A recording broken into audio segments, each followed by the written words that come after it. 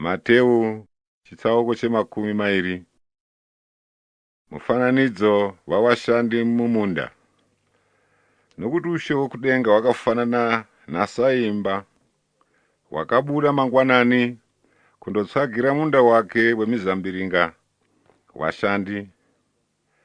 Wakati atenderana navashandi kuvapa denari pazuva, akawatuma kumunda wake wemizambiringa. Akabuda nenguva inenge yechitatu, akaona vamwe vamire pamusika vasina basa. Akati kwavari, imi endaiwo mumunda wemizambiringa ndigokupai zvakafanira. Wakaenda. Akabudazve nenguva inenge yechitanhatu neyechipfumbamwe, akaitazve saizvozvo. Akabuda nenguva inenge ye11, akaona vamwe vamire, akati kwavari, makamirireiko pano zuva rose musina basa? Vakati kwaari, nekuti hapana munhu wakatipa basa. Akati kwavari, nemi endaiwo mumunda wemizambiringa. Ava madekwana, mwene wemunda wemizambiringa akati kumutariri wake, dana vashandi uvape mubayiro wavo, uchitanga kuno wokupedzisira uchigumira kuno wokutanga. Zvino wenguva inenge ye11 wakati wachiuya, mumwe nemumwe akapiwa denari. Wekutanga wakauya, wakafunga kuti tichapiwa zvakawanda, asi wakapiwawo mumwe nemumwe denari. Wakati wachipiwa, wakapopotera saimba uya, wachiti, wekupedzisira washanda nguva imwe chete, mawaenzanisa nesu tatambudzika zuva rose tichipiswa nezuva. Akapindura akati kuno mumwe wavo, shamwari, handikuitiri zvisakarurama. Hatina kutenderana denari here? Tora zviri zvako uende, ndinoda kupa wokupedzisira sewewo.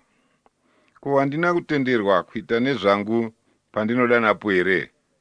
Kana kuti ziso rako rakaipa nemhosva yekuti ini ndakanaka here? Saizvozvo kupedzisira wachava wekutanga, nowokutanga wachava wekupedzisira. Jesu anovaudza rwechitatu zvorufu rwake nezvokumuka kwake. Kuzoti Jesu okwira Jerusarema, wakatora vadzidzi vake 12 parutivi. Akati kwavari vari munzira, tarirai, tinokwira Jerusarema. Mwanakomana wemunhu achaiswa kuvaprista vakuru navanyori, vagomutongera rufu, nokumuisa kuvahedheni, kuti adadirwe, arohwe kwazvo, agoroverwa pamuchinjikwa, asi nezuva retatu achamutswazve. Vana vaZebhedhiya vanokumbira kuitwa vakuru. Zvino mai vavanakomana vaZebhedhiya vakauya kwaari navanakomana vavo, vakapfugama kuti vamukumbire chimwe chinhu. Akati kwavari, munodeiko? Vakati kwaari, iti vanakomana vangu ava 2 vagare muushe hwenyu, mumwe kurudyi rwenyu, mumwe kuruboshwe. Asi Jesu akapindura akati, hamuzivi chamunokumbira. Munogona kunwa mukombe wandinozonwa ini here? Vakati kwaari, tingagone. Akati kwavari, mukombe wangu muchaonwa henyu, asi zvokugara kurudyi rwangu nokuruboshwe hazvisi zvangu zvandingape munhu, asi ndezvewaya wakazvigadzirirwa namababa vangu. 10 wakati wachizvinzwa, wakatsamwira waya 2, mukoma nomunin'ina. Asi Jesu akavadana akati, munoziva kuti madzishe amarudzi avanhu anotonga vanhu ivavo, navakuru vavo vanoita zvesimba navo. Pamuri zviregei kudaro. Asi ani nani anoda kuva mukuru wenyu, ngaave mushandiri wenyu, uye ani nani anoda kuva wokutanga pamuri, ngaave muranda wenyu.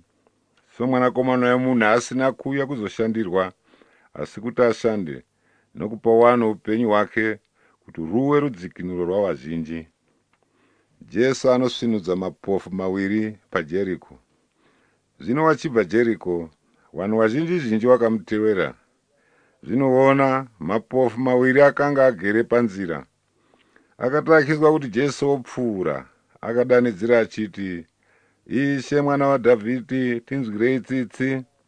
Vanhu vazhinji vakadzivisa kuti anyarare, asi akanyanya kudanidzira achiti, Ishe, Mwana waDhavhidhi, tinzwirei tsitsi. Ipapo Jesu akamira akaadana akati, munoda kuti ndikuitireiko? Akati kwaari, Ishe, kuti meso edu asvinudzwe. Jesu akaanzwira tsitsi, akabata meso avo, pekarepo akasvinura, akamutevera.